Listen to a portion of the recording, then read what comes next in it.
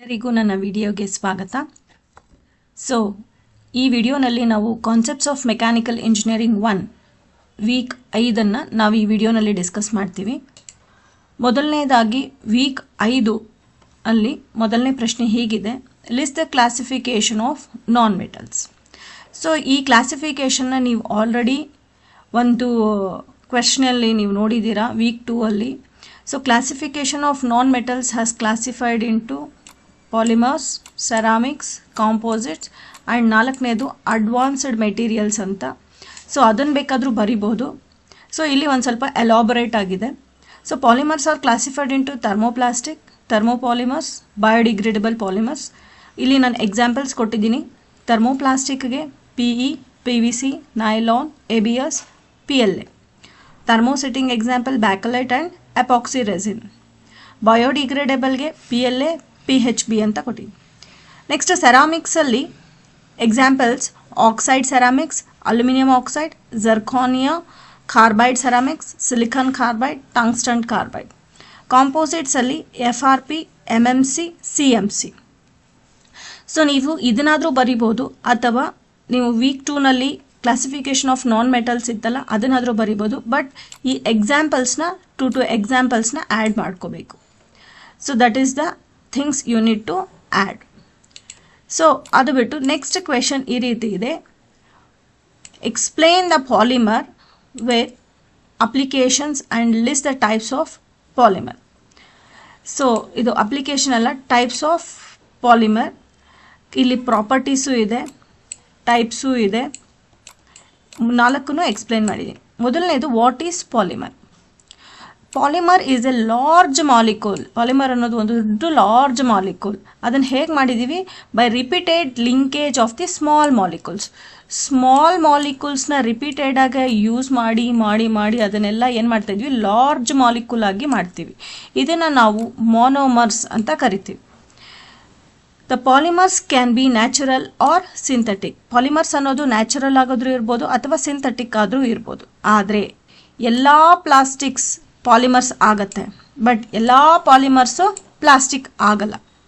ಎಲ್ಲ ಪ್ಲಾಸ್ಟಿಕ್ ಏನಂತ ಕರಿಬೋದು? ಪಾಲಿಮರ್ಸ್ ಅಂತ ಕರಿಬೋದು. ಬಟ್ ಎಲ್ಲ ಪಾಲಿಮರ್ಸ್ನ ನಾವು ಪ್ಲಾಸ್ಟಿಕ್ ಅಂತ ಕರೆಯೋಕ್ಕೆ ಆಗಲ್ಲ. So this is the definition of polymer. So ಇನ್ನೊಂದ್ಸರಿ ಹೇಳ್ತೀನಿ ನೋಡಿ. ಈ ಸ್ಮಾಲ್ ಮಾಲಿಕ್ಯೂಲ್ಸ್ನ ನಾವು ಮೊನೋಮರ್ಸ್ ಅಂತ ಕರಿತೀವಿ. ಈ ಸ್ಮಾಲ್ ಮಾಲಿಕ್ಯೂಲ್ಸ್ನ ನಾವು ಲಿಂಕ್ ಮಾಡಿ, ರಿಪೀಟೆಡ್ ಆಗಿ ಲಿಂಕ್ ಮಾಡಿ ಅದನ್ನು ಲಾರ್ಜ್ ಮಾಲಿಕ್ಯೂಲ್ ಆಗಿ ಮಾಡೋದನ್ನು ನಾವು ಪಾಲಿಮರ್ ಅಂತ ಕರಿತೀವಿ. ಸೊ ಪಾಲಿಮರ್ಸ್ ಬಂದು ಒಂದು ನ್ಯಾಚುರಲ್ ಇರ್ಬೋದು ಅಥವಾ ಸಿಂಥೆಟಿಕ್ ಇರ್ಬೋದು. ಎಲ್ಲ ಪ್ಲಾಸ್ಟಿಕ್ಸ್ನ ನಾವು ಪಾಲಿಮರ್ಸ್ ಅಂತ ಕರಿಬೋದು, ಬಟ್ ಎಲ್ಲ ಪಾಲಿಮರ್ಸ್ನ ನಾವು ಪ್ಲಾಸ್ಟಿಕ್ ಅಂತ ಕರೆಯೋಕ್ಕೆ ಆಗಲ್ಲ. Classification of polymers. So classification of the polymers ಹೇಗೆ ಅಂದರೆ ಬೇಸ್ಡ್ ಆನ್ ದ ಆರಿಜಿನ್. ಆರಿಜಿನಲ್ಲಿ natural polymers, semisynthetic, synthetic polymer ಅಂತ ವಿಂಗಡಣೆ ಆಗಿರುತ್ತೆ. ಸ್ಟ್ರಕ್ಚರಲ್ಲಿ ಯಾವ ಥರ ಕ್ಲಾಸಿಫಿಕೇಶನ್ ಆಗಿರುತ್ತೆ? One is linear, chain, cross linked. So ಇದು ಬರ್ದಿಲ್ಲ ಅಂದ್ರೂ ಪರವಾಗಿಲ್ಲ, ಅಷ್ಟನ್ನು ಬರೆದ್ರೂ ನಡೆಯುತ್ತೆ. Linear, chain and cross link. ಇಲ್ಲಿ ಸಿಂಥೆಟಿಕ್, ಸೆಮಿಸಿಂಥೆಟಿಕ್ ಆ್ಯಂಡ್ ನ್ಯಾಚುರಲ್ ಅಂತ ಬರೆದ್ರು ಆಯಿತು. Based on the molecular force elastomer, fibre, thermoplastic, thermoset. ಯಾವುದಾದ್ರೂ 2 ನೆನ್ಪಿಟ್ಕೊಂಡ್ರೂ ನಡೆಯುತ್ತೆ. ಬೇಸ್ಡ್ ಆನ್ ದ ಪಾಲಿಮರೈಸೇಷನಲ್ಲಿ addition polymerisation, next is condensation polymerisation. So ತುಂಬ ಸಿಂಪಲ್ ಆಗಿದೆ, ಇದನ್ನು ನೆನ್ಪಿಟ್ಕೊಳ್ಳಿ. ಇದನ್ನು 3 ಮಾರ್ಕ್ಸ್ ಕ್ವೆಶನಲ್ಲಿ ಕೇಳ್ಬೋದು. So next is properties of polymers and application. Next is properties of polymers ಅಂತ ಏನು ಡಿಸ್ಕಸ್ ಮಾಡಿದ್ವಿ. ಸೊ ಪಾಲಿಮರ್ಸ್ನ ಪ್ರಾಪರ್ಟೀಸ್, ಅದರಲ್ಲಿರೋ ಗುಣಗಳೇನು? ಸೊ ಪಾಲಿಮರ್ಸ್ ಅಂದರೆ ನಾನು ನಿಮ್ಗೆ ಹೇಳಿದೆ, all polymers are not plastic, but all plastics are polymer. So that ಈ ಒಂದು ಸಿಂಪಲ್ ಕಾನ್ಸೆಪ್ಟಲ್ಲಿ ನೀವು ಪ್ಲಾಸ್ಟಿಕ್ನ ನೆನಪು ಮಾಡ್ಕೊಳ್ಳಿ. ಪಾಲಿಮರ್ಸ್ ಅಂದರೆ ಪ್ಲಾಸ್ಟಿಕ್ ಅಂತ ನೆನಪು ಮಾಡ್ಕೊಳ್ಳಿ. ಸೊ ದಟ್ ನಿಮಗೆ ಆನ್ಸರ್ ಬರೀಲಿಕ್ಕೆ ಈಸಿ ಆಗುತ್ತೆ. ಸೊ ಪಾಲಿಮರ್ಸ್ ಅನ್ನೋದೇನು? ಲೋ ಡೆನ್ಸಿಟಿ, ಅಂದರೆ ತುಂಬ ವೆಯ್ಟ್ ಕಡಿಮೆ ಇರುತ್ತೆ. ಅದಾದಮೇಲೆ ಲೋ ಕೋಎಫಿಷಿಯಂಟ್ ಆಫ್ ಫ್ರಿಕ್ಷನ್, ಅಂದರೆ ಅಲ್ಲಿ ಯಾವುದೇ ಥರದ ಹೀಟ್ ಇದ್ರೂ ಕೂಡ ಬೇಗ ಅದು ಕರಗ್ಬಿಡುತ್ತೆ. ಗುಡ್ ಕರೋಷನ್ ರೆಸಿಸ್ಟೆನ್ಸ್, ಪ್ಲಾಸ್ಟಿಕ್ಕು ತುಕ್ಕು ಹಿಡಿಯೋದಿಲ್ಲ.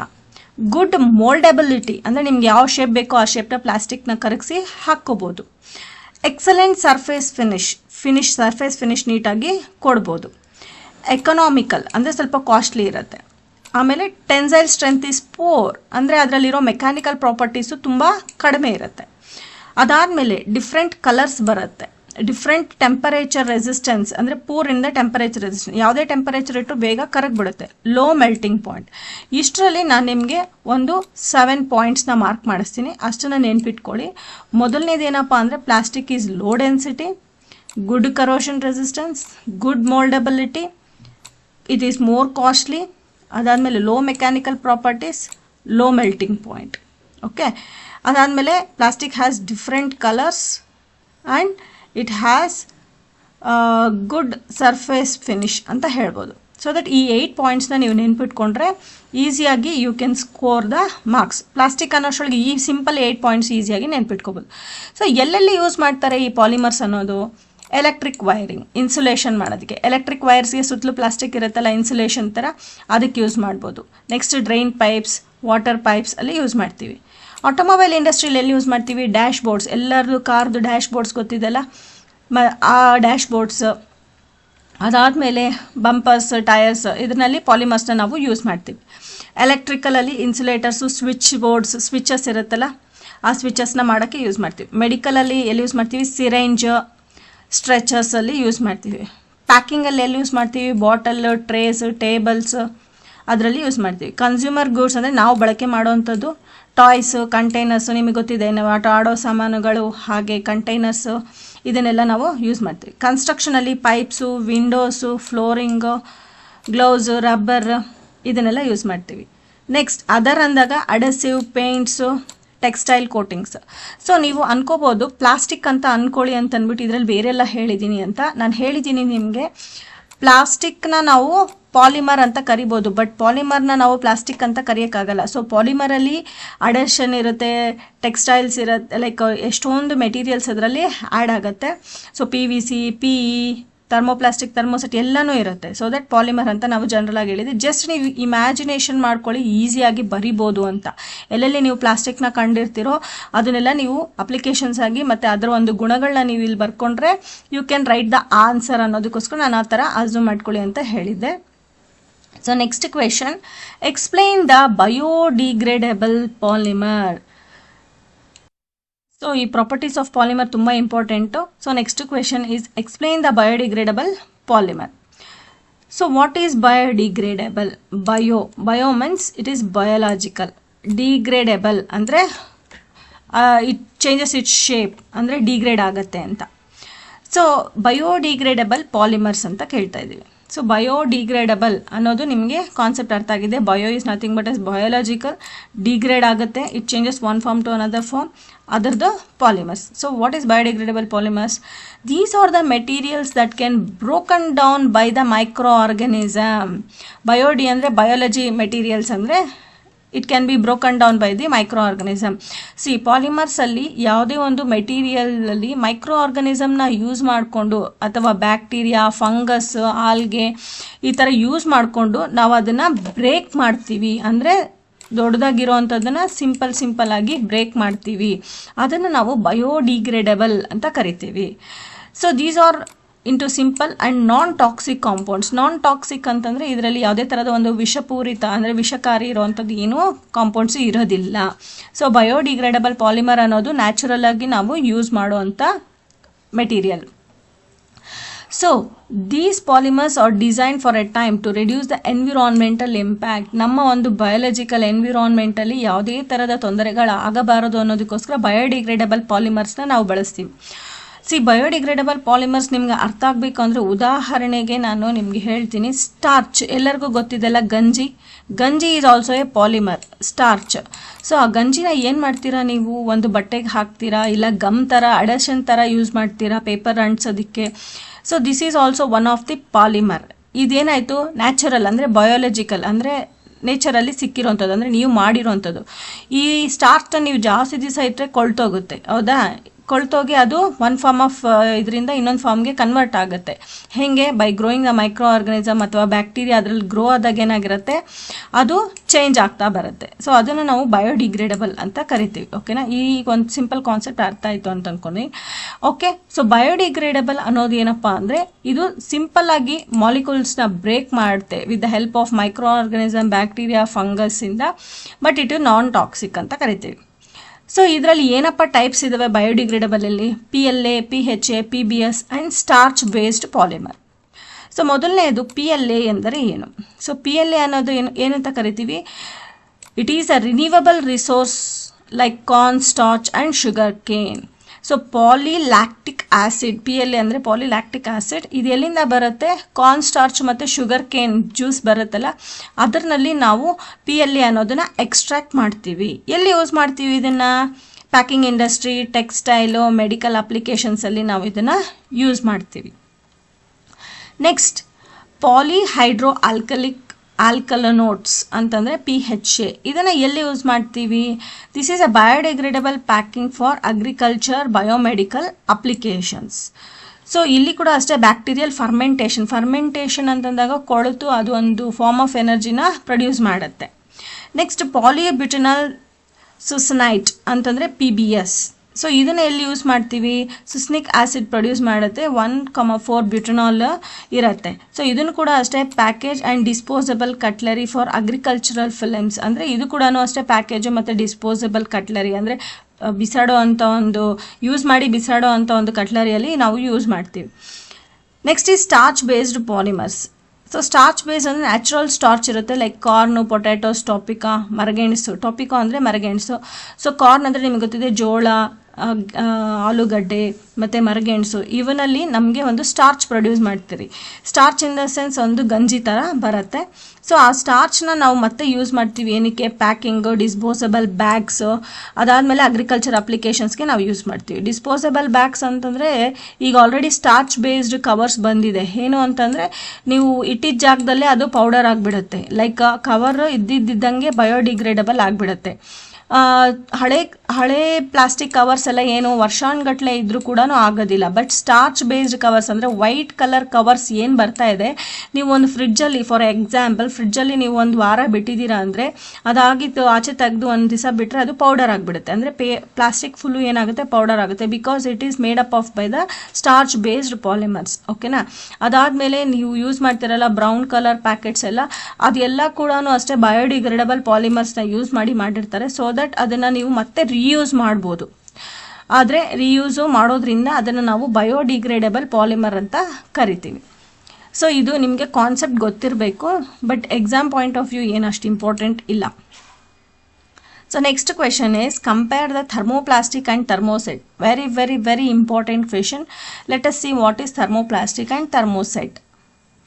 ನೆಕ್ಸ್ಟ್ ತುಂಬ important question is compare the thermoplastic and thermoset. Very very very very very important question. ನಿಮಗೆ ಕ್ವೆಶನ್ ಪೇಪರಲ್ಲಿ ಈ ಕ್ವೆಶನ್ ಕಂಪಲ್ಸರಿಯಾಗಿ ಇರುತ್ತೆ. ಓಕೆನಾ? So thermoplastic, thermoset. ಓಕೆನಾ? ಥರ್ಮೋಪ್ಲಾಸ್ಟಿಕ್, ಥರ್ಮೋಸೆಟ್ ನೆನ್ಪಿಟ್ಕೊಳ್ಳಿ. ಸೊ ಥರ್ಮೋಪ್ಲಾಸ್ಟಿಕ್ ಅನ್ನೋದೇನು? Thermoplastic is soften with the application of heat without the pressure.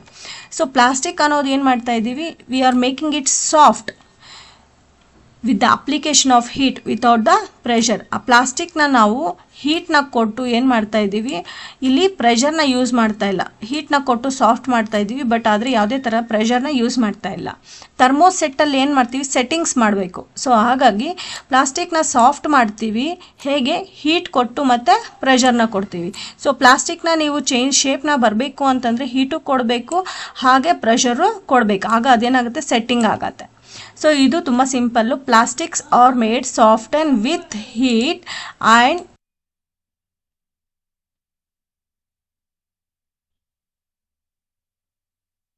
So thermoplastic ಅನ್ನೋದೇನಪ್ಪ ಅಂದರೆ ದ ಪ್ಲಾಸ್ಟಿಕ್ನ ಸಾಫ್ಟ್ ಮಾಡ್ತೀವಿ ಅಪ್ಲಿಕೇಶನ್ ಆಫ್ ಹೀಟ್ ಕೊಟ್ಟು, ಬಟ್ ಆದರೆ ಪ್ರೆಷರ್ ಕೊಡೋದಿಲ್ಲ. ಥರ್ಮೋಸೆಟ್ಟಿಂಗಲ್ಲಿ ಏನು ಮಾಡ್ತೀವಿ? ಪ್ಲಾಸ್ಟಿಕ್ನ ಸಾಫ್ಟ್ ಮಾಡ್ತೀವಿ, ಹೀಟು ಕೊಡ್ತೀವಿ, ಹಾಗೆ ಪ್ರೆಷರನ್ನು ಕೂಡ ಕೊಡ್ತೀವಿ.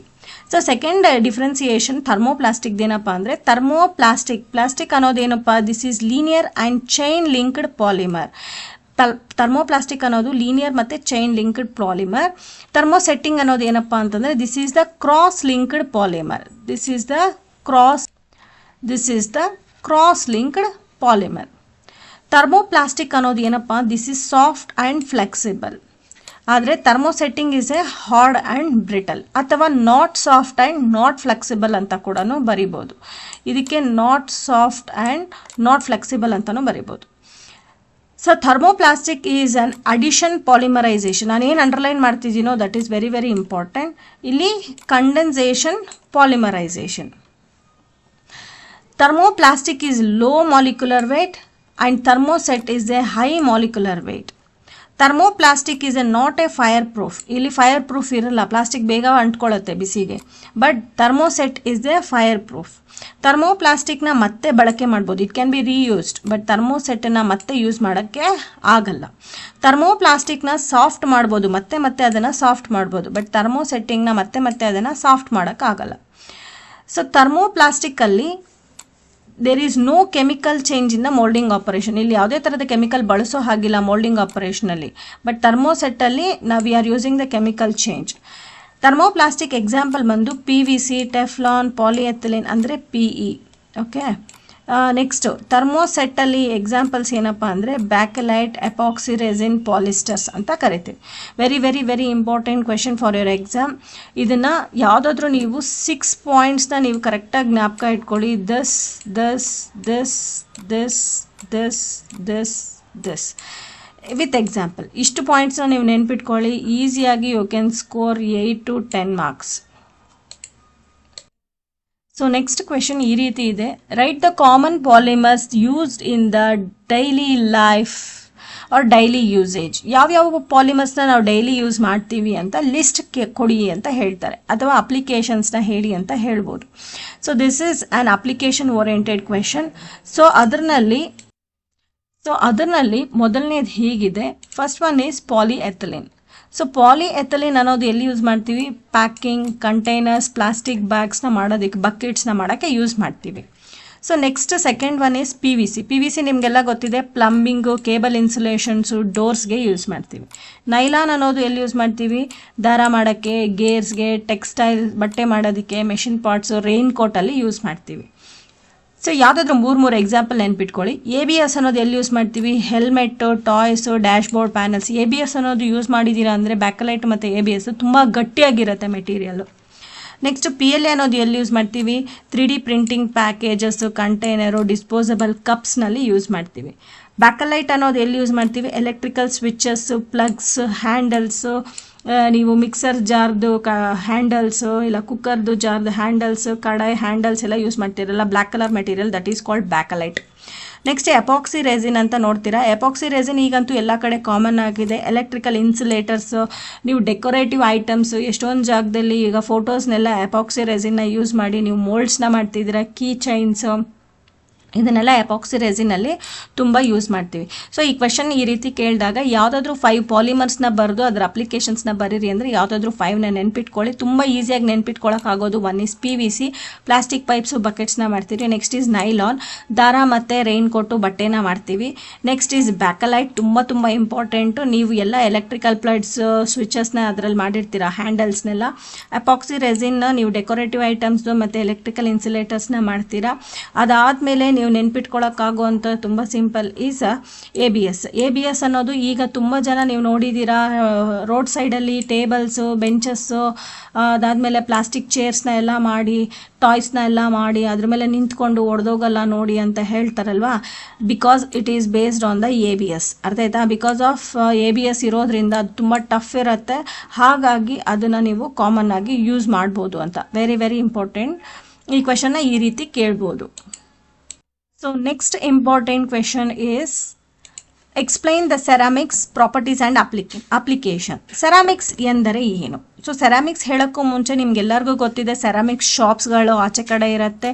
ಪಿಂಗಾಣಿ ಅಂತ ಕರಿತೀವಿ. ಸೆರಾಮಿಕ್ಸಲ್ಲಿ ನೀವು ಟೈಲ್ಸು, ಗ್ಲಾಸಸ್ಸು, ವಾಸು ಇವನ್ನೆಲ್ಲ ನೋಡ್ತೀರಲ್ವ, ಬ್ರಿಕ್ಸ್ ಅಥವಾ ಎಷ್ಟೊಂದು ಗ್ಲಾಸ್ವೇರ್ಸಲ್ಲಿ ನೀವು ನೋಡ್ತೀರಾ, ಅದನ್ನು ಸೆರಾಮಿಕ್ ಶಾಪ್ ಅಂತಲೇ ಕರೀತಾರೆ. So what is ceramics? Ceramics ಅನ್ನೋದು it is a non metallic, ಅದು ಮೆಟಲ್ ಅಲ್ಲ, but inorganic materials which are made by shaping and firing. So ಇದನ್ನು ನಾವು ಎಕ್ಸಾಂಪಲ್ ಹೇಳ್ತೀವಿ. ನಾನ್ ಮೆಟಾಲಿಕ್ ಅಂದರೆ ಸೆರಾಮಿಕ್ಸಲ್ಲಿ ಮೆಟಲ್ಸ್ ಯಾವುದೂ ಇಲ್ಲ. ಇನ್ಆರ್ಗ್ಯಾನಿಕ್ ಮೆಟಲ್ಸ್ ಅಂದರೆ ಇಲ್ಲಿ ಯಾವುದೇ ಥರದ್ದು ಕೊಳೆಯೋದಿಲ್ಲ, ಎಲ್ಲನೂ ಗಟ್ಟಿಯಾಗಿರುತ್ತೆ. But it can be shaped by firing at high temperatures. ಇದು ಯಾವ ಶೇಪ್ ಬೇಕೋ ಆ ಶೇಪ್ನ ಮಾಡಬೇಕು ಅಂತಂದರೆ ಹೈ ಟೆಂಪರೇಚರಲ್ಲಿ ಅದನ್ನು ಕಾಯಿಸಿದಾಗ ಮಾತ್ರ ಆ ಶೇಪ್ ಬರುತ್ತೆ. They are very hard, brittle, heat resistance and chemically stable. ತುಂಬ ಗಟ್ಟಿಯಾಗಿರುತ್ತೆ, ಬಟ್ ಕೆಳಗೆ ಹಾಕಿದ್ರೆ ಒಡೆದೋಗುತ್ತೆ. ಹಾಗೆ ಹೀಟ್ ರೆಸಿಸ್ಟೆನ್ಸ್ ಇರುತ್ತೆ ಮತ್ತು ಕೆಮಿಕಲಿ ಸ್ಟೇಬಲ್ ಇರುತ್ತೆ. ಸೊ ಸೆರಾಮಿಕ್ಸ್ ಅನ್ನೋದು ಯಾವ ರೀತಿ ವಿಂಗಡಣೆ ಆಗಿದೆ ಅಂದರೆ, ಕ್ಲಾಸಿಫಿಕೇಶನ್ ಆಗಿದೆ ಅಂದರೆ, ceramics are classified into oxides, carbides, nitrides, sulphides and fluorides. ಅದಾದಮೇಲೆ ಅಪ್ಲಿಕೇಶನ್ ಬೇಸ್ ಮೇಲೆ ಹೆಂಗೆ ಕ್ಲಾಸಿಫಿಕೇಶನ್ ಆಗಿದೆ ಅಂದರೆ, ಎಕ್ಸಾಂಪಲ್ಸ್ ಸೆರಾಮಿಕ್ಸ್ ಅಂದರೆ ಗ್ಲಾಸಸ್ನ, ಮತ್ತು ಕ್ಲೇ ಪ್ರಾಡಕ್ಟ್ಸ್, ರಿಫ್ರಾಕ್ಟರೀಸ್, ಅಬ್ರಸಿವ್, ಸಿಮೆಂಟ್, ಅಡ್ವಾನ್ಸ್ ಸೆರಾಮಿಕ್ಸ್ನ ನಾವು ಅಪ್ಲಿಕೇಶನ್ಸ್ ಅಂತ ಹೇಳ್ತೀವಿ. ಸೊ ಸೆರಾಮಿಕ್ಸ್ ಅನ್ನೋದು ನಿಮಗೆ ಬೇಸಿಕ್ ಕಾನ್ಸೆಪ್ಟ್ ಅರ್ಥ ಆಗಿದೆ ಅಂತ ಅನ್ಕೋತೀನಿ. ಸೊ ಈಗ ಪ್ರಾಪರ್ಟೀಸ್ ಆಫ್ ಸೆರಾಮಿಕ್ಸ್. ಸೆರಾಮಿಕ್ಸಲ್ಲಿ ಏನಪ್ಪ ಇರುತ್ತೆ ಅಂದರೆ, ಇಟ್ ಈಸ್ ಪ್ರಾಪರ್ಟೀಸ್ ಹೆಂಗಿರುತ್ತೆ ಅಂದರೆ, it is very high hardness, high brittleness. ಎಷ್ಟು ಹಾರ್ಡ್ ಆಗಿರುತ್ತೋ ಅಷ್ಟೇ ಬ್ರಿಟಲ್ ಆಗಿರುತ್ತೆ, ಕೆಳಗಡೆ ಬಿಟ್ಟಿದ ತಕ್ಷಣ ಅದು ಒಡೆದೋಗುತ್ತೆ. High melting point, high compressive strength, good corrosion resistance, bad conductor of electricity, low thermal conductivity and good insulator. Ceramic ಅನ್ನೋದಕ್ಕೆ ತುಂಬ ಸಿಂಪಲಾಗಿ ಉದಾಹರಣೆ ಏನು ಹೇಳ್ತೀನಿ, ಪಿಂಗಾಣಿ ಮನೇಲಿ ಎಲ್ಲರ ಮನೇಲೂ ಟೈಲ್ಸ್ ಇದೆ, ಹೌದಾ? ಟೈಲ್ಸ್, ಆ ಟೈಲ್ಸ್ ಹೆಂಗಿರುತ್ತೆ, ಗಟ್ಟಿಯಾಗಿ ಇರುತ್ತೆ, ಹೈ ಹಾರ್ಡ್ನೆಸ್. ಅದಾದಮೇಲೆ ಬ್ರಿಟಲ್ನೆಸ್, ಕೆಳಗಡೆ ಹೊಡೆದಿದ ತಕ್ಷಣ ಪಿಂಗಾಣಿ ಒಡೆದೋಗುತ್ತೆ, ಅಂದರೆ ಟೈಲ್ಸ್ ಒಡೆದೋಗುತ್ತೆ. ಅದಾದಮೇಲೆ ಹೈ ಟೆಂಪರೇಚರ್ ಕೊಟ್ಟಾಗ ಏನಾಗುತ್ತೆ, ಅದು ಕರಗೋಗುತ್ತೆ, ಅಂದರೆ ಪುಡಿ ಆಗಿಬಿಡುತ್ತೆ ಅಂತ ಹೇಳ್ತಾ ಇರೋದು.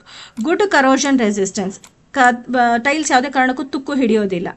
ಅದಾದಮೇಲೆ ಟೈಲ್ಸಲ್ಲಿ ಕರೆಂಟು ಪಾಸ್ ಆಗೋದಿಲ್ಲ, because it has low thermal conductivity, ಆಯಿತಾ?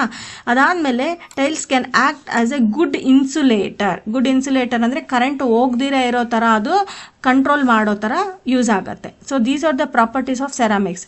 ನೀವು ನೋಡಿರ್ಬೋದು, ಎಲೆಕ್ಟ್ರಿಕಲ್ ಪೋಲ್ಸಲ್ಲಿ ಬ್ರೌನ್ ಕಲರ್ದು ಒಂದು ಪೀಸಸ್ನ ಯೂಸ್ ಮಾಡಿರ್ತಾರೆ, 2 ವೈರ್ ಮಧ್ಯದಲ್ಲಿ ಬ್ರೌನ್ ಕಲರ್ ಒಂದು ಯೂಸ್ ಮಾಡಿರ್ತಾರೆ, ಬ್ರೌನ್ ಕಲರ್ ವೈಟ್ ಕಲರ್ದು ಒಂದು ಪಿಂಗಾಣಿದು ಯೂಸ್ ಮಾಡಿರ್ತಾರೆ. That is all made up of.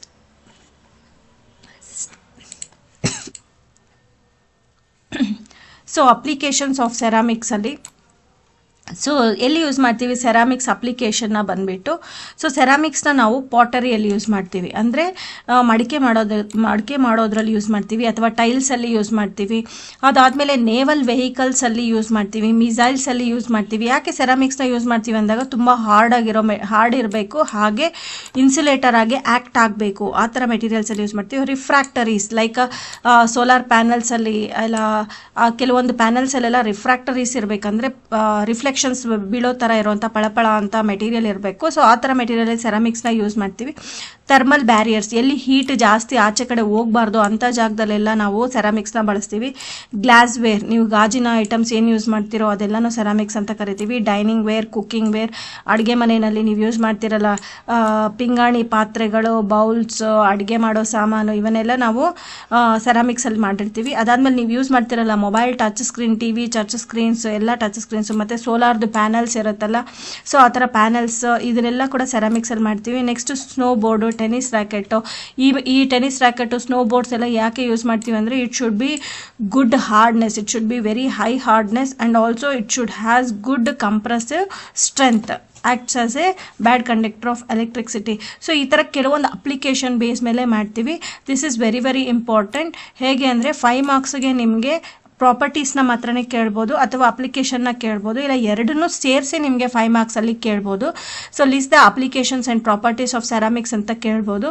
So that ನಿಮಗೆ ಸೆರಾಮಿಕ್ಸ್ ಅಂದಿದ ತಕ್ಷಣ ನಿಮ್ಗೆ ಅರ್ಥ ಆಗಬೇಕಾಗಿರೋದು ಪಿಂಗಾಣಿ ಐಟಮ್ಸ್ ಎಲ್ಲೆಲ್ಲಿ ಯೂಸ್ ಮಾಡ್ತೀರಾ, ಟೈಲ್ಸು, ಸ್ಯಾನಿಟರಿ ಐಟಮ್ಸು, ವಾಶ್ ಬೇಸಿನ್ಸು, ಎಷ್ಟೊಂದು ಅಡುಗೆ ಮನೆ ಐಟಮ್ಸ್ ಆಗಬಹುದು. ಅದಾದಮೇಲೆ ಓವರ್ ಹೆಡ್ ಕೇಬಲ್ಸ್, ಅಂದರೆ ಎಲೆಕ್ಟ್ರಿಕ್ ವೈರ್ಸ್ ಇರ್ತಲ್ಲ, ವೈರ್ದು ಸಪ್ರೇಟ್ ಆಗೋವಾಗ ಒಂದು ಜಾಗದಲ್ಲಿ ಪಿಂಗಾಣಿದು ಒಂದು ಇದನ್ನು ಯೂಸ್ ಮಾಡಿರ್ತಾರೆ, ಲೈಕ್ ಕಾಲರ್ ಟೈಪ್ ಯೂಸ್ ಮಾಡಿರ್ತಾರೆ. ಇದನ್ನೆಲ್ಲ ನೆನಪು ಮಾಡಿಕೊಂಡು ನೀವು ಬರಿಬೋದು. ಸೊ ನೆಕ್ಸ್ಟ್ ಕಾನ್ಸೆಪ್ಟು ಈ ವೀಕ್ 5 ಏನಪ್ಪ ಇದೆ ಅಂತ ಅಂದರೆ, explain the composite properties and applications. Composite ಎಂದರೆ ಏನಂತ ಕರಿತೀವಿ. ಕಾಂಪೋ ಅಂದಾಗ 2ಕ್ಕಿಂತ ಜಾಸ್ತಿ. It is a combination of 2 or more materials. 2ಕ್ಕಿಂತ ಜಾಸ್ತಿ ಮೆಟೀರಿಯಲನ್ನು ಮಿಕ್ಸ್ ಮಾಡಿ ಅಥವಾ ಜಾಯಿನ್ ಮಾಡ್ತೀವಿ. ಹೇಗೆ ಮ್ಯಾಕ್ರೋಸ್ಕೋಪಿಕ್ ಲೆವೆಲ್. ಇದನ್ನು ಜಾಯಿನ್ ಮಾಡಿ ಹೊಸ ಮೆಟೀರಿಯಲ್ನ ತಯಾರಿಸ್ತೀವಿ. What is composite? 2 ಅಥವಾ 3 ಮೆಟೀರಿಯಲ್ನ ಜಾಯಿನ್ ಮಾಡಿ ಹೊಸದಾಗಿ ಒಂದು ಮೆಟೀರಿಯಲ್ನ ಸೃಷ್ಟಿ ಮಾಡ್ತೀವಿ. ಯಾಕೆ ಈ ಮೆಟೀರಿಯಲ್ನ ಸೃಷ್ಟಿ ಮಾಡ್ತೀವಿ? ಯಾಕೆ ಅಂದರೆ ಸುಪೀರಿಯರ್ ಪ್ರಾಪರ್ಟೀಸ್ ಇರಬೇಕು, ಅಂದರೆ ತುಂಬ ಪ್ರಾಪರ್ಟೀಸ್ನ ನಾವು ಜಾಸ್ತಿ ಪ್ರಾಪರ್ಟೀಸ್ನ ಇನ್ಕ್ರೀಸ್ ಮಾಡಬೇಕು ಅಂತಂದಾಗ ಈ ಥರ ಒಂದು ಟೆಕ್ನಿಕ್ನ ಯೂಸ್ ಮಾಡಿಕೊಂಡು ಒಂದು ಕಾಂಪೋಸಿಟ್ ಹೊಸ ಮೆಟೀರಿಯಲ್ನ ನಾವು ಸೃಷ್ಟಿ ಮಾಡ್ತೀವಿ. ಸೊ ಇದರಲ್ಲಿ ಯಾವ ಥರ ಕಾಂಪೋಸಿಟ್ಸ್ ಇದೆ? There are 2 different types. One is natural composite, another one is artificial composite.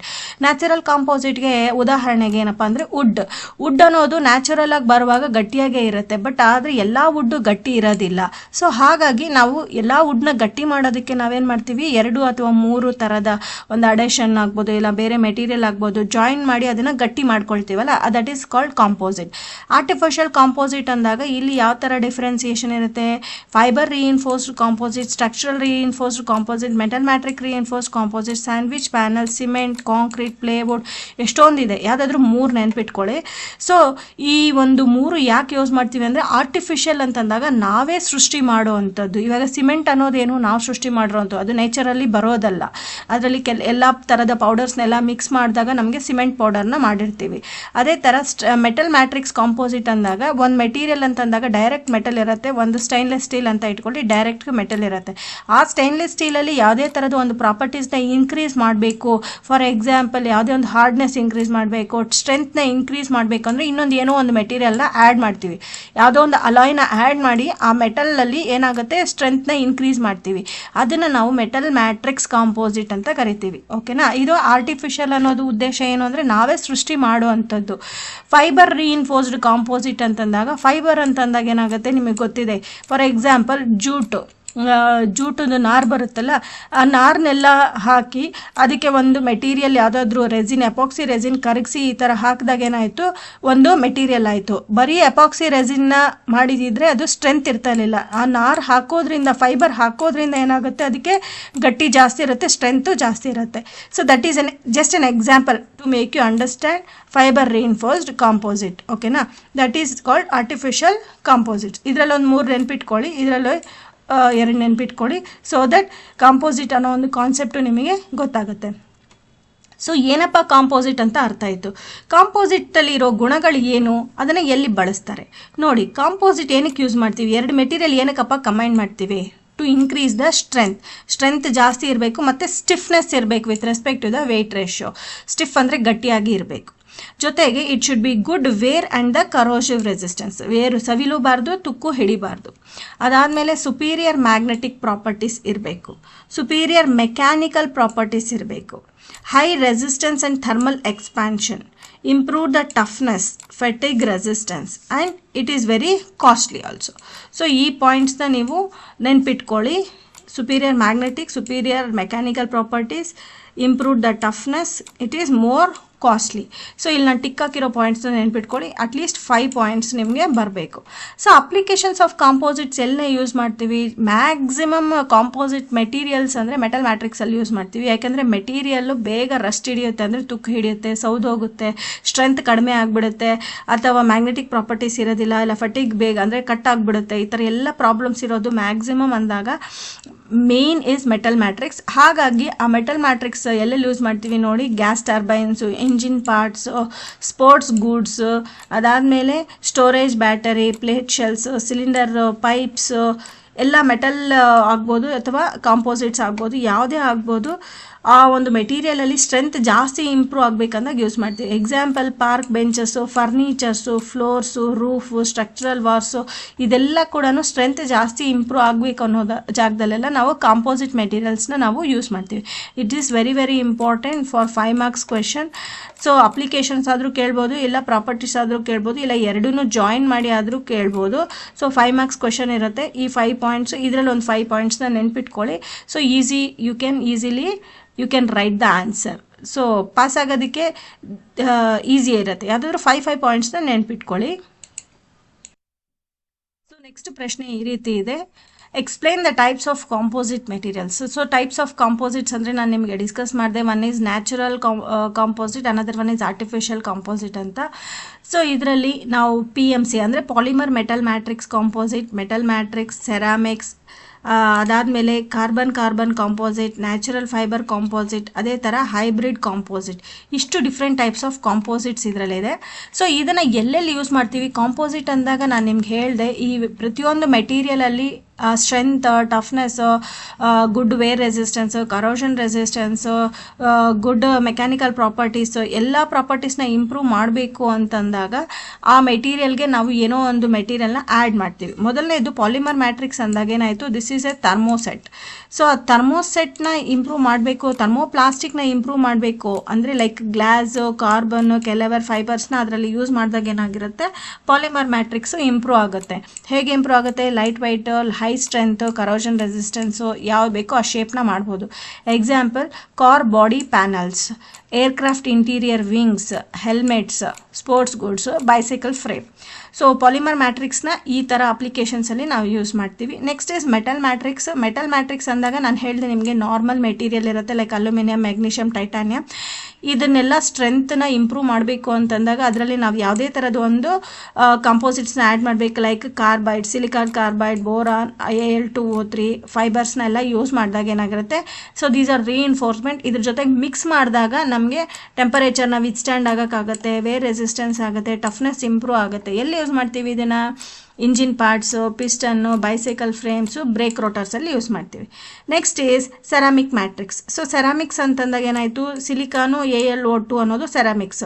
ಇದಕ್ಕೆ ನಾವು ceramics of carbon, ceramic or ಕಾರ್ಬನ್ನ ಮಿಕ್ಸ್ ಮಾಡಿದಾಗ ಏನಾಗಿರುತ್ತೆ, ಅದರಲ್ಲಿ ಹೀಟ್ ರೆಸಿಸ್ಟೆನ್ಸ್ನ ಜಾಸ್ತಿ ಮಾಡುತ್ತೆ, ಆಕ್ಸಿಡೇಷನ್ ಆ್ಯಂಡ್ ಕರೋಷನ್ ರೆಸಿಸ್ಟೆನ್ಸ್ನ ಜಾಸ್ತಿ ಮಾಡುತ್ತೆ. ಎಲ್ಲಿ ಯೂಸ್ ಮಾಡ್ತೀವಿ, jet engines, gas turbines, space shuttle ಟೈಲ್ಸಲ್ಲಿ ಯೂಸ್ ಮಾಡ್ತೀವಿ. ಯಾಕೆ, ಅಲ್ಲಿ ಯಾವುದೇ ಥರದ ಒಂದು ಕರೋಷನ್ ಆಗದಿರ ಇರಲಿ ಅನ್ನೋದಕ್ಕೋಸ್ಕರ ಆ ಒಂದು ಅಪ್ಲಿಕೇಶನ್ಸಲ್ಲಿ ಅದನ್ನು ನಾವು ಯೂಸ್ ಮಾಡ್ತೀವಿ. So next is your carbon properties. So carbon properties ಅಂತಂದಾಗ ಏನಕ್ಕೆ ಕಾರ್ಬನ್ ಪ್ರಾಪರ್ಟೀಸ್ನ ಯೂಸ್ ಮಾಡ್ತೀವಿ ಅಂತಂದಾಗ it is the combination of carbon with carbon fibres. Carbon fibres ಜೊತೆಗೆ ಮಿಕ್ಸ್ ಮಾಡಿದಾಗ ಇದರಲ್ಲಿ ಏನಾಗುತ್ತೆ, it has very high temperature strength, ಅದಾದಮೇಲೆ ಎಕ್ಸಲೆಂಟ್ ಥರ್ಮಲ್ ಸ್ಟೆಬಿಲಿಟಿ. ಇಷ್ಟು ಸೇರಿ ಒಂದು ಪಾಯಿಂಟು, ಇಷ್ಟು ಸೇರಿ ಮತ್ತೊಂದು ಪಾಯಿಂಟು. ಸೊ ಎಲ್ಲಿ ಯೂಸ್ ಮಾಡ್ತೀವಿ, ರಾಕೆಟ್ ನಾಸಲ್ಸು, ಫಾರ್ಮುಲಾ 1 ಬ್ರೇಕ್ಸ್, ಅದಾದಮೇಲೆ ಏರ್ಕ್ರಾಫ್ಟ್ ಬ್ರೇಕ್ಸಲ್ಲಿ ಯೂಸ್ ಮಾಡ್ತೀವಿ. ಯಾಕೆ, ಆ ಬ್ರೇಕ್ಸು ತುಂಬ ಫಾಸ್ಟ್ ಆಗಿ ಫ್ರಾಕ್ಷನ್ ಆಫ್ ಸೆಕೆಂಡ್ಸಲ್ಲಿ ಹೋಲ್ಡ್ ಮಾಡಬೇಕು ಅಂತಂದಾಗ it should have A good strength. Okay, and ಆ ಫೋರ್ಸ್ ಕೊಟ್ಟಾಗ ಏನಾಗುತ್ತೆ, ಹೀಟ್ ಪ್ರೊಡ್ಯೂಸ್ ಜಾಸ್ತಿ ಆಗುತ್ತೆ, ಬಟ್ ಆ ಹೀಟ್ನ ವಿಸ್ಟ್ಯಾಂಡ್ ಮಾಡೋವಂಥ ಕೆಪಾಸಿಟಿ ಅದರಲ್ಲಿ ಇರಬೇಕು. Next is natural fibres. Natural fibres ಅಂದರೆ ನ್ಯಾಚುರಲ್, ನಿಮಗೆ ಸಿಗುತ್ತಲ್ಲ ಜೂಟ್ ಅಂದರೆ ಕೊಕೊನೆಟ್ದು ಜುಟ್ಟು ಆಗ್ಬೋದು, ಕಾಯರ್ ಆಗ್ಬೋದು, ಫ್ಲ್ಯಾಕ್ಸ್, ಹೆಂಪ್, ಇದೆಲ್ಲ ಕೂಡ ನಾವು ಯೂಸ್ ಮಾಡಿಕೊಂಡು ಒಂದು ಎಪಾಕ್ಸಿ ರೆಸಿನ್ ಜೊತೆಗೆ ಒಂದು ಏನು ಮಾಡ್ಬೋದು, ಫರ್ನಿಚರ್ ಮಾಡ್ಬೋದು, ಪ್ಯಾನಲ್ಸ್ ಆಫ್ ದ ಕಾರ್ಸ್ ಮಾಡ್ಬೋದು, ಅಥವಾ ಕನ್ಸ್ಟ್ರಕ್ಷನ್ ಬೋರ್ಡ್ಸ್, ಪ್ಯಾಕೇಜಿಂಗ್ ಎಲ್ಲದರಲ್ಲಿ ಮಾಡ್ಬೋದು. ಈಗ ಡೆಕೋರೇಟಿವ್ ಐಟಮ್ಸ್ಗೆ ನಾವು ನ್ಯಾಚುರಲ್ ಫೈಬರ್ಸ್ನ ತುಂಬ ಯೂಸ್ ಮಾಡ್ತಿದ್ವಿ ಬಿಕಾಸ್ ನ್ಯಾಚುರಲಿ ಅವೈಲೇಬಲ್ ಇದೆ, ಜೊತೆಗೆ economically it is less cost compare to the metal matrix or other composites. ಬೇರೆ ಕಾಂಪೋಸಿಟ್ಸ್ಗೆ ಕಂಪೇರ್ ಮಾಡಿದಾಗ ತುಂಬ ಕಡಿಮೆ ಆಗುತ್ತೆ, ಹಾಗಾಗಿ ಅದನ್ನು ಯೂಸ್ ಮಾಡ್ತೀವಿ. ಲಾಸ್ಟ್ ಈಸ್ ಹೈಬ್ರಿಡ್ ಕಾಂಪೋಸಿಟ್ ಅಂತಂದರೆ ಏನು, it is a mixing of matrix and reinforcement. ಇದನ್ನು ಎಲ್ಲಿ ಯೂಸ್ ಮಾಡ್ತೀವಿ, ಸ್ಪೋರ್ಟ್ಸ್ ಗೂಡ್ಸು, ಏರ್ಕ್ರಾಫ್ಟ್ಸಲ್ಲಿ ನಾವು ಯೂಸ್ ಮಾಡ್ತೀವಿ. ಇಟ್ ಈಸ್ ವೆರಿ ಸ್ಪೋರ್ಟ್ಸ್ ಗೂಡ್ಸಲ್ಲಿ ನಾವು ಇದನ್ನು ಯೂಸ್ ಮಾಡ್ತೀವಿ. So hybrid composite. ಈ ಕ್ವೆಶನ್ ಏನು ಅಷ್ಟು ಇಂಪಾರ್ಟೆಂಟ್ ಇಲ್ಲ, ಕೊಟ್ಟರು ಏನು ನೀವು ನೆನ್ಪಿಟ್ಕೊಳ್ಳೋಕ್ಕಾಗಲ್ಲ ಬಿಕಾಸ್ ವಿತ್ ಮೆಟಲ್ ಮ್ಯಾಟ್ರಿಕ್ಸ್ನ ನೀವು ಬರಿಬೇಕಾಗತ್ತೆ. ಸೊ ದಟ್ ಇದನ್ನೇನು ನೀವು ನೆನ್ಪಿಟ್ಕೊಳ್ಳೋಕ್ಕಾಗೋದಿಲ್ಲ. So that I can suggest you the important question in this week 5 is, first one is your very important question is properties of polymers and applications of polymers. First question. Next ಬಂದ್ಬಿಟ್ಟು thermoplastic and thermoset difference between, very important question. ಅದಾದಮೇಲೆ next important question is properties of ceramics and properties of applications of ceramics. ಜೊತೆಗೆ ಇಲ್ಲಿದೆಯಲ್ಲ ಈ types of ಸೆರಾಮಿಕ್ಸ್ನ ನೆನ್ಪಿಟ್ಕೊಳ್ಳಿ. So ಅದಾದಮೇಲೆ next is your composite properties of composite, applications of composite. very important question. ಈ ಒಂದು week 5 ಅಲ್ಲಿ ಈ 4 ಕ್ವೆಶನ್ಸ್ನ ನೀವು ಕರೆಕ್ಟಾಗಿ ಓದ್ಕೊಂಡ್ರೆ ನಿಮಗೆ ಟೋಟಲ್ 2 ಕ್ವೆಶನ್ಸ್ ಫುಲ್ ಕ್ವೆಶನ್ಸ್ ಬಂದಿರತ್ತೆ. So that you will score 10 to 15 marks. So this is your week 5. ಸೊ ಈ ಕ್ವೆಶನ್ಸ್ ಇಂಪಾರ್ಟೆಂಟ್ ಅಂತ ಹೇಳಿದ್ದೀನಿ, ಅದನ್ನು ಓದ್ಕೊಳ್ಳಿ, ಎಕ್ಸಾಮ್ಗೆ ಯೂಸ್ ಆಗುತ್ತೆ. ಸೊ ಇಲ್ಲಿವರೆಗೂ ನೀವು ಯಾರು ನನ್ನ ಚಾನಲ್ನ ಸಬ್ಸ್ಕ್ರೈಬ್ ಮಾಡಲಿಲ್ಲ ಅಂದರೆ ದಯವಿಟ್ಟು ಸಬ್ಸ್ಕ್ರೈಬ್ ಮಾಡಿ, ನಿಮ್ಮ ಫ್ರೆಂಡ್ಸ್ಗೆ ಶೇರ್ ಮಾಡಿ, ಅಲ್ಲಿ ಬೆಲ್ ಬಟನ್ ಇರುತ್ತೆ ಅದನ್ನು ಪ್ರೆಸ್ ಮಾಡಿ, ಸೊ ದಟ್ ನನ್ನ ನೆಕ್ಸ್ಟ್ ವೀಡಿಯೋಸ್ ಏನು ಅಪ್ಲೋಡ್ ಮಾಡಿದ್ರು ನಿಮ್ಗೆ ಅದೇ ವೀಡಿಯೋಸ್ ಎಲ್ಲ ನಿಮಗೆ ನೋಟಿಫಿಕೇಷನ್ ಮುಖಾಂತರ ನಿಮಗೆ ಗೊತ್ತಾಗುತ್ತೆ. So kindly share and subscribe for your friends. So week 5 ತುಂಬ ಸಿಂಪಲಾಗಿ ಅರ್ಥ ಆಗಿದೆ ಅನ್ಕೋತೀನಿ. ಈ 4 ಕ್ವೆಶನ್ಸ್ನ ನೀವು ಓದ್ಕೊಂಡ್ರೆ ಎಕ್ಸಾಮ್ಗೆ ತುಂಬ ಈಸಿಯಾಗಿ ಆಗತ್ತೆ. Thank you so much.